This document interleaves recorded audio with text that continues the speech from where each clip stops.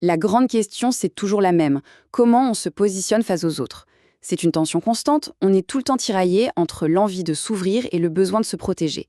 Alors aujourd'hui, on va décortiquer ensemble cet art délicat de trouver le juste milieu. Voilà, c'est ça le dilemme fondamental. Dans chaque nouvelle rencontre, chaque interaction, la question revient, inévitablement, jusqu'où est-ce qu'on peut donner? Et jusqu'où doit-on se protéger? Trouver une réponse qui tienne la route, c'est vraiment le défi d'une vie. Le vrai problème, c'est que les deux extrêmes sont piégeux. Trop d'ouverture et on prend le risque de se faire exploiter, de devenir une proie. Trop de défense, et là, c'est l'isolement qui nous guette. Et en réalité, la plupart des gens passent leur temps à faire le yo-yo entre ces deux pôles, une oscillation souvent douloureuse, sans jamais vraiment trouver la paix. Commençons par explorer le premier extrême, celui de la personne qui est toujours ouverte, toujours dispo, qui donne sans compter. Ça peut paraître admirable, mais en fait, ça cache un véritable piège. Et voici le credo, la croyance qui pilote ce comportement. Un principe de générosité quasi absolue. L'idée, c'est de partir du principe que tout le monde est bon, et donc de donner sa confiance d'office. Mais la question, c'est à quel prix? Alors qu'est-ce qui se cache vraiment derrière ce besoin de donner? Souvent, il y a une vision un peu idéalisée des autres, une sorte de naïveté sur la complexité humaine. Il y a aussi parfois une difficulté à accepter ses propres parts d'ombre, son agressivité. Et puis, bien sûr, ce besoin d'être perçu comme quelqu'un de bien. Et là, les conséquences sont souvent dévastatrices. Parce que quand cette générosité sans borne n'est pas payée en retour, elle se transforme en amertume, en un profond sentiment d'injustice. On finit par en vouloir au monde entier et surtout par douter de soi. Le don devient une dette non remboursée et ça ouvre grand la porte à la souffrance. Passons maintenant à l'exact opposé, l'autre extrême, la personne qui vit retranchée dans une forteresse, celle qui aborde chaque relation avec suspicion, voire avec agressivité. C'est une stratégie de défense qui, petit à petit, se transforme en une véritable prison. Ici, le principe directeur est radicalement différent. La priorité absolue, c'est l'autoprotection. L'autre est perçu d'abord et avant tout comme une menace potentielle. La confiance, ça ne se donne pas facilement, si tant est qu'elle se donne un jour. D'où vient cette posture de défenseur? Eh bien souvent, elle prend racine dans des blessures du passé. C'est un mécanisme pour ne plus jamais se sentir vulnérable. C'est aussi parfois une manière de projeter sa propre agressivité sur les autres et de chercher à tout contrôler en durcissant les rapports. Et l'ironie tragique de cette stratégie, c'est qu'elle produit exactement ce qu'elle essaye d'éviter. À force d'être hostile, on récolte de l'hostilité. Ça mène tout droit à l'isolement, à l'incompréhension, et on se retrouve à répéter sans fin les mêmes schémas de conflit. Au final, la personne se retrouve seule, ce qui ne fait que confirmer sa croyance de départ, le monde est dangereux.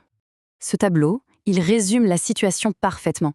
D'un côté, le donneur qui veut être bon et qui finit rongé par l'amertume. De l'autre, le défenseur qui a peur d'être blessé et qui finit seul. Deux chemins totalement opposés, mais qui mènent au même résultat, la souffrance relationnelle.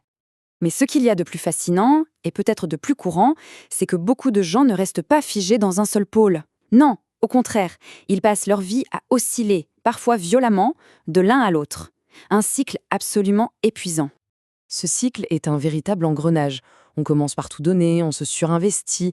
Forcément, on finit par se faire blesser. Alors on construit des murs, on devient froid, méfiant. Mais la solitude devient pesante, insupportable.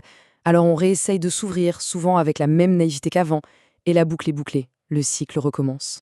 Le point vraiment crucial ici, c'est que ce mouvement de balancier perpétuel s'amène à une crise personnelle très profonde. La confiance en son propre jugement s'effrite, et la confiance dans les autres aussi. C'est le résultat d'un manque de discernement, d'une incapacité à naviguer dans la complexité des relations humaines. Bon, alors, comment on sort de ce piège? La solution, ce n'est pas une formule magique. C'est plutôt une sorte de synthèse mature. C'est tout l'art de trouver un véritable équilibre, une troisième voie. D'abord, il faut peut-être redéfinir la générosité. La vraie générosité, elle n'attend rien en retour. Elle se mesure à ce qu'on est capable de donner sans se faire de mal, sans se mettre en danger. Le plaisir est dans le geste lui-même, pas dans l'attente d'une quelconque récompense. Et ensuite, il faut redéfinir la prudence. Ce n'est pas de la méfiance maladive. Non, c'est de la lucidité. C'est cette capacité à reconnaître quand un comportement ou une relation devient toxique et à prendre la responsabilité de se protéger. Ce n'est pas de la froideur, c'est juste de l'intelligence relationnelle. En fait, la maturité relationnelle, c'est ça. C'est la synthèse de ces deux capacités. C'est être capable en même temps d'ouvrir son cœur et de se protéger. Et ça demande de la lucidité sur les intentions des autres, d'accepter que tout n'est pas tout noir ou tout blanc, et aussi d'assumer la responsabilité de ses propres choix. Cette phrase, elle résume tout à la perfection. Savoir donner librement, sans calcul, sans attente. Et savoir se retirer lucidement, sans drame, sans culpabilité. L'équilibre, il est là. C'est être généreux, mais jamais à son propre détriment. Être prudent, mais jamais au détriment de son humanité. Alors on va terminer là-dessus avec une question juste pour la réflexion.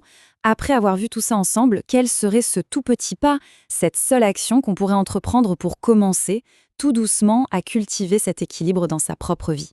Parce que bien souvent, c'est le premier pas qui compte le plus. Merci d'avoir suivi cette analyse.